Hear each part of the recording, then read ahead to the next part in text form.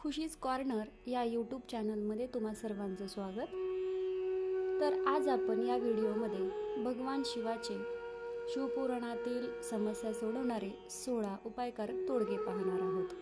तर हे तोडगे कोणते आहेत हे पाहण्यासाठी व्हिडिओ शेवटपर्यंत पहा। चला तर व्हिडिओला सुरुवात करूयात। 1 नंबर, शिवलिंगाला माथा लावल्याने भगवान महादेव आपल्या भाग्यात लिहिलेले सर्व दुःख, त्रास आणि आपल्या नशिबात किती वाईट लिहिलेले असले तरी फक्त आपले डोके शिवलिंगाला स्पर्श मात्र झाले पाहिजेत आणि आपल्या नशिबामध्ये कितीही उलटे लिहिलेले सुद्धा सोयीचे होते। म्हणजेच शिवलिंगाचे दर्शन घेताना आपले डोके हे शिवलिंगाला स्पर्श झाले पाहिजे। 2 नंबर, शिवपुराणात सांगितलेला उपाय म्हणजे आपले एखादे काम अडकलेले असेल किंवा त्रस्त झालेले असेल आणि ते काम होतच नसेल तर तुम्ही तुपाच्या दिव्यामध्ये काळे तीळ टाकून सोमवारी महादेवाच्या मंदिरासमोर भगवान शंकराचे नाव घेऊन दिवा लावून शंकराला निवेदन करावे, म्हणजे तुमचे सर्व कामे लवकर होतील आणि तुम्हाला कोणत्याही प्रकारचा त्रासही होणार नाही।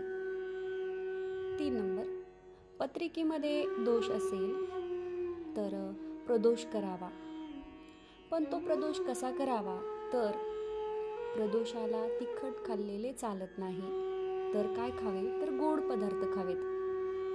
फळे किंवा गोड खिचडी, मिठाचे पदार्थही चालत नाहीत। 4 नंबर, तसेच प्रदोष काळामध्ये 6 ते 7:30 या काळामध्येच पूजा झालीच पाहिजे। आपल्या जीवनात अनेक प्रकारची संकटे असतील, आपले कामच होत नसेल, काहीही केलं तरी अपयशच येत असेल, आपल्याला यशच कुठल्याही कामामध्ये येत नसेल यश आणि आपल्याला दुःख सोडायलाच तयार नसतील तर त्यासाठी जो प्रदोष काळ आहे तो सायंकाळच्या 6 ते 7:30 पर्यंत आहे। हा जो टाईम आहे हा साध्याच तांब्याभर पाणी भगवान शंकराच्या पिंडीवर टाकल्यानंतर आपल्याला मिळणारा जो आनंद आहे तो प्रदोष काळाचा आनंद आहे। त्यामुळे या पद्धतीनेच प्रदोष करावा। 5 नंबर, जीवनामध्ये तुम्ही कधी अडचणीत पडला असाल, तुम्हाला वाटत असेल की एक समस्या पूर्ण होत नाही तोपर्यंत दुसरी समस्या येत आहे, तर एक काम जरूर करा।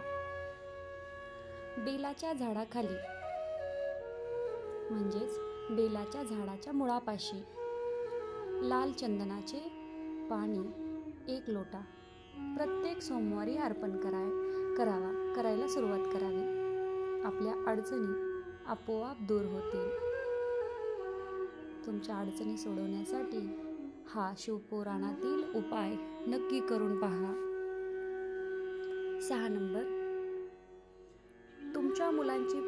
तुमची मुले परीक्षेसाठी जात असतील, त्यांची परीक्षा असेल तर काय करावे?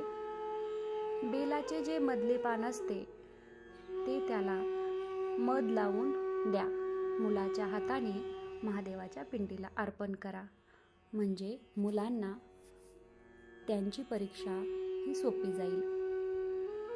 6 नंबर, शिवपुराणानुसार भगवान शंकराला अखंड तांदूळ अर्पण केल्याने उपासकाला लक्ष्मीची प्राप्ती होते। भगवान भोलेनाथाला भक्तिभावाने वस्त्र अर्पण करून त्यावर तांदूळ अर्पण करणे अधिक श्रेष्ठ मानले जाते।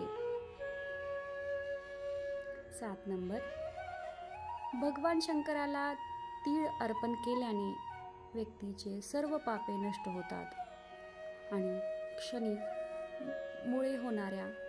शनीमुळे होणाऱ्या अशुभ पासूनही मुक्ती मिळते।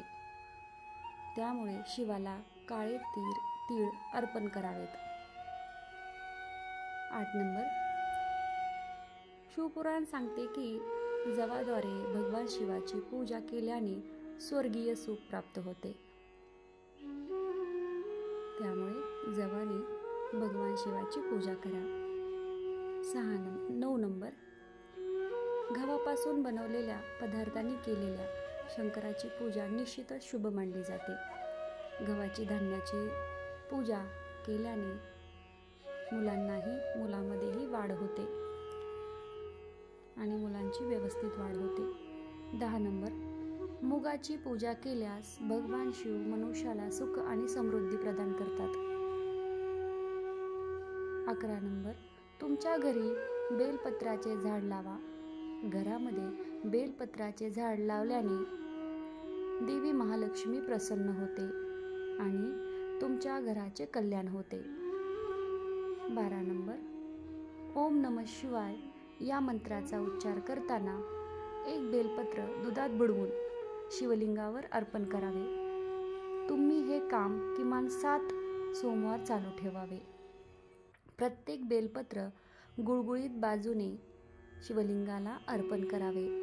तुम्हाला लवकरच संतान प्राप्त होईल.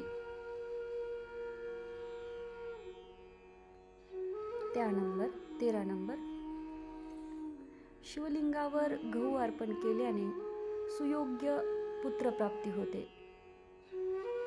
14 नंबर, शिवलिंगावर दुधामध्ये साखर मिसळून वाहिल्याने मुलांची बुद्धी तेज होते. 15 नंबर, तुम्ही जर आजारामुळे त्रस्त झालेले असाल तर सोमवारी 108 बेलपत्र महादेवाच्या पिंडीवर अर्पण करावेत.